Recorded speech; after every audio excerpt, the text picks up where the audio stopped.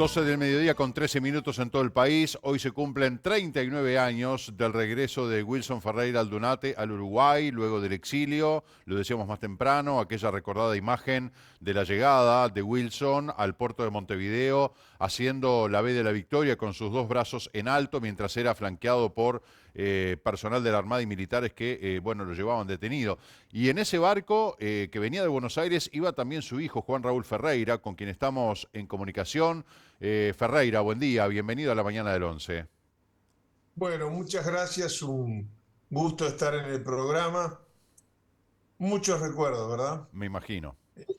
Maldonado tuvo que ver con aquella historia, porque antes de tenernos en el puerto de Montevideo hubo amagues de que nos iban a llevar primero a Maldonado, después hubo vacilaciones, hubo un momento tragicómico cuando de regreso de Maldonado ingresamos a aguas jurisdiccionales internacionales y el capitán de navío Yanni, que nos había detenido en un camarote, nos abrió la puerta porque ahí no tenía jurisdicción.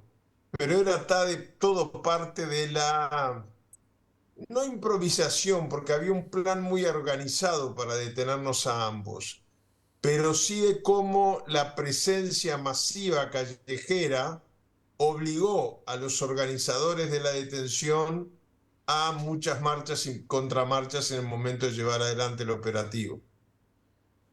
En este momento usted sabe que recién compartíamos imágenes de la recordación que está haciendo el Partido Nacional en una rotonda allí muy próxima al aeropuerto del Jagüel, que tiene un manolito que recuerda aquel episodio con Wilson. Bueno, en este momento se está realizando ese reconocimiento aquí en Maldonado. Claro, yo siempre que voy por allí paso porque después del golpe de Estado, eso fue antes, eso fue el inicio Claro, del exilio claro. y hoy conmemoramos el final del exilio.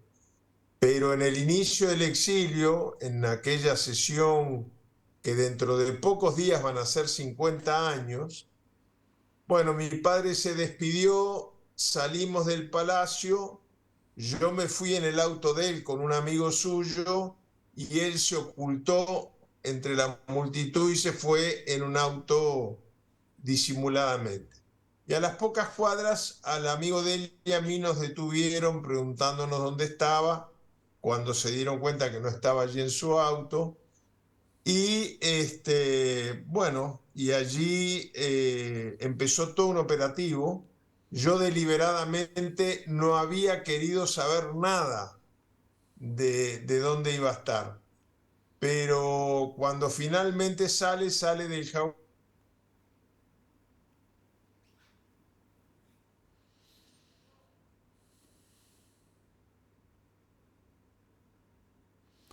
Bueno, Sí, ahí, se cortó la comunicación, sí, no sé ahí, si no ahí me escucha retomamos, más. Juan Raúl. No, le decía que cuando finalmente él puede salir a través del Jawel, mi madre, que siempre quiso acompañarlo, iba tirada en el piso del avión. Y hay un libro de Roy Berocay que cuenta la anécdota de que una vez que se tira encima de ella, con el avión en movimiento, le dice, no negarás que no te he dado una vida aburrida. Qué notable, ¿eh? Ahora, Juan Raúl, usted hasta el 2017 formó parte del Partido Nacional, luego tomó la decisión a partir del 2018 de adherir al Frente Amplio, al sector del MPP, con la perspectiva del tiempo, con la importancia que hasta el día de hoy, desde el punto de vista ideológico y programático, sigue teniendo Wilson Ferreira Aldunate.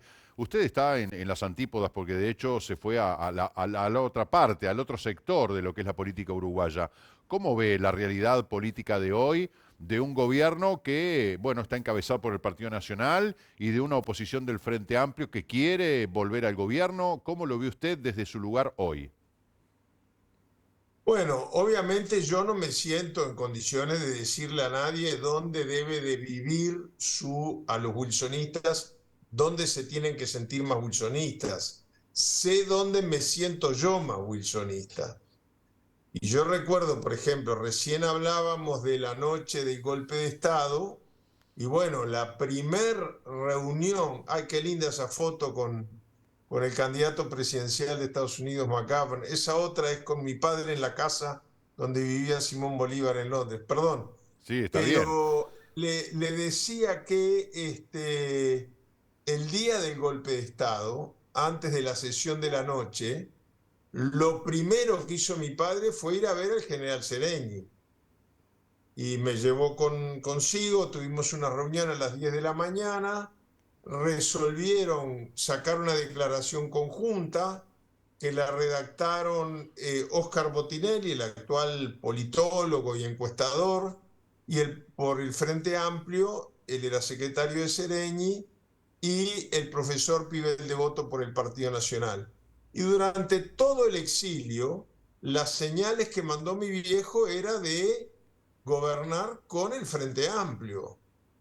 La noche del golpe de Estado, los herreristas no hicieron número en la sesión de despedida del Senado y documentos posteriores desclasificados de la Cancillería brasilera dan cuenta que mientras que sesionaba el Senado, Bordaberry se reunía con algunos de los senadores herreristas, Martín Echegoyen, Alberto Heber, Alejandro Zorrilla de San Martín.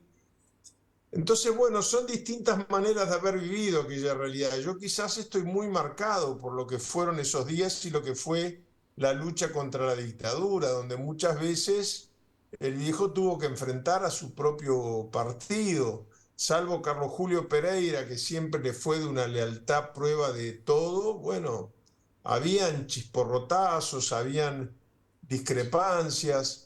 Hay que recordar que antes del golpe de Estado, Héctor Gutiérrez Ruiz fue presidente de la Cámara, electo por los votos del Frente Amplio, más los de Wilson, el wilsonismo y los votos de Carlos Julio en la Asamblea General, con los votos en contra del herrerismo. Entonces, es una realidad. Yo la vivo de esta manera y me costó mucho. No es fácil dejar el partido donde uno se crió y se formó toda la vida, pero en lo personal y con todo respeto hacia todo el mundo, no veo nada en común entre el antineoliberalismo visceral de mi padre y la restauración neoliberal que está llevando adelante este gobierno. Entonces me siento más cómodo donde estoy. Y cada uno tiene que estar donde se siente más cómodo. Y yo no puedo interpretar ni darle lecciones a nadie, no es mi deseo tampoco. Juan Raúl, usted esta tarde va a declarar en fiscalía por delitos de lesa humanidad. ¿En calidad de qué? ¿De testigo? ¿En calidad de qué va a ir Sí. a declarar?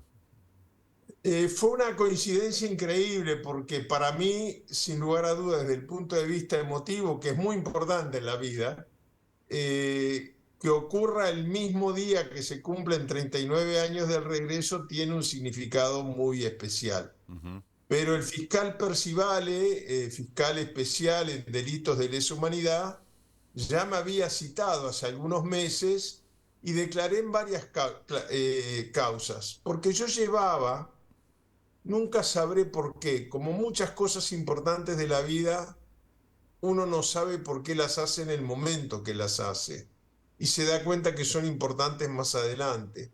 Yo llevaba cada día del exilio una crónica de todo lo que había ocurrido, los contactos que se hacían, las reuniones que teníamos, las cartas que llegaban, todo. Y eso ha sido utilizado en varias causas judiciales que lleva la Fiscalía. Es más, en enero del año de la pandemia, en enero del 2020, un preso, no quiero hacer leña de caídos, pero un preso que todavía está preso en Punta Rieles, me hizo un juicio por difamación e injuria.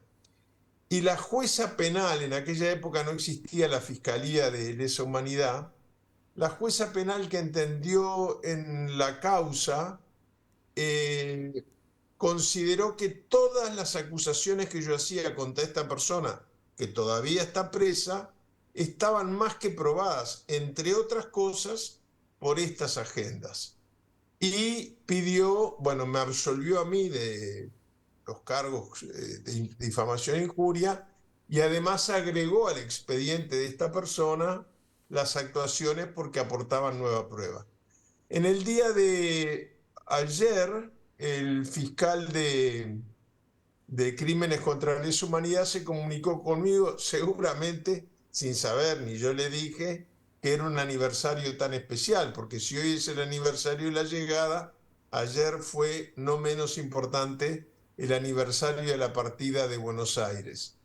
Y me dijo que a la luz de nueva prueba que tienen alguna de aquellas causas, le parecía importante que yo complementara mi declaración con algunas preguntas que quería hacerme, que obviamente ni me dijo cuáles eran, ni yo le pregunté. Pero sí, justo hoy, a 39 años del regreso, a las 14 horas voy a estar en la Fiscalía de Delitos de Lesa Humanidad, tratando de aportar todo lo que esté a mi alcance. Está bien. Juan Raúl, para redondear, hablando del tema de desaparecidos, ¿no? Ahora el 27 de junio se van a cumplir 50 años del golpe de Estado cívico-militar. El presidente Luis Lacalle Pou ha convocado a expresidentes, a Julio María Sanguinetti, a José Mujica y a Luis Alberto Lacalle Herrera, para de alguna manera darle un soporte institucional a esto de los 50 años del golpe de Estado, pero sin embargo el presidente ayer fue muy criticado por no estar en ese acto reparatorio, de alguna manera, donde el gobierno, el Estado reconoció la responsabilidad en el asesinato de las muchachas de Abril. Estuvo la vicepresidenta Argimón, que enérgicamente pidió que quienes tienen información la den. El otro día hablamos con Ignacio Randonea, también dijo lo mismo. Acá tiene que haber una orden del presidente de la República para que las Fuerzas Armadas den información. El sistema político dicen que también tiene información y que no la brinda. ¿Qué mirada tiene usted, independientemente del entusiasmo de este último hallazgo en el Batallón 14, pero qué mirada tiene usted sobre el abordaje que se hace de los derechos humanos en Uruguay y particularmente sobre los detenidos desaparecidos en dictadura? Sí, yo recuerdo que el doctor Lacalle, cuando era senador, dijo que si dependiera de él, suspendía las excavaciones en las unidades militares porque no había más nada que encontrar. Y los hechos demostraron que no era así. Yo recuerdo algunos casos que nosotros desde el exilio pudimos demostrar que habían sido casos de desaparición forzosa, como el caso de Julio Castro. Bueno, apareció a menos de 100 metros de estos últimos hallazgos, y a pesar de que a la Comisión de la Paz le habían dicho que había habido una omisión en la entrega de medicamentos, el cuerpo apareció con un tiro en la cabeza. Entonces esto me parece que demuestra que solo la justicia está en condiciones de esclarecer estos hechos. A mí me parece que, lo digo con respeto, pero con mucho dolor, me parece que la ausencia del presidente de la República en los actos de ayer fue una lástima, fue una oportunidad perdida de que, por encima de las discrepancias políticas que naturalmente tiene que haber en una democracia, hay cosas que son de todos. Las marchas del 20 de mayo son las marchas más grandes de la historia del país. Cada año son más grandes que el año anterior y cada año tienen mayor participación de jóvenes. Eso nos está marcando también un camino. Yo recuerdo el primer fallo de la Corte de Derechos Humanos de Costa Rica pidiéndole al Estado uruguayo que pidiera perdón por un delito de lesa humanidad, fue el caso Hellman. Y dio la casualidad que en ese momento el presidente de la República, Mujica, era una víctima de la violación de derechos humanos. Había estado 12 años en un pozo, mal alimentado y en un pozo sin ver la luz del día. Y sin embargo, él era consciente que por encima de su experiencia personal estaba su investidura como presidente de la República. Y creo que a todos nos hubiera gustado, a todos. Creo que aún a los representantes del gobierno que estuvieron ahí, a todos nos hubiera gustado que el presidente de la República hubiera estado a la altura de los hechos y nos hubiera representado a todos, a los que están de acuerdo con él y a los que no estamos de acuerdo con él. Y eso es muy importante para las instituciones. pero no fue así. Juan Raúl Ferreira, es un gusto conversar con usted, recibirlo aquí en nuestro programa, en fechas tan importantes que hacen a nuestra propia historia. Bueno, y usted que es descendencia de una indiscutible figura política de nuestro país, así que gracias por su tiempo. Muchísimas gracias a ustedes, ha sido un gusto. Gracias, que le vaya muy bien, hasta pronto.